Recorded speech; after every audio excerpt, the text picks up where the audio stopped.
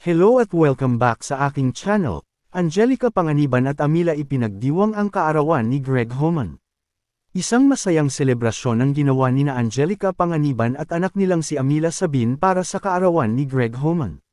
Sa video na ibinahagi, maririnig at makikita kung paanong sabay nilang kinantahan si Greg ng birthday song. Napaka-sweet ng moment lalo na't kasama nilang kumakanta si Amila, na halatang tuwang-tuwa para sa espesyal na araw ng kanyang daddy.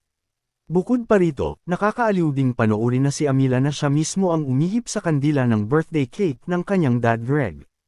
Kahit birthday ng kanyang daddy, kitang-kita ang excitement at energy ng bata na para bang siya rin ang may kaarawan.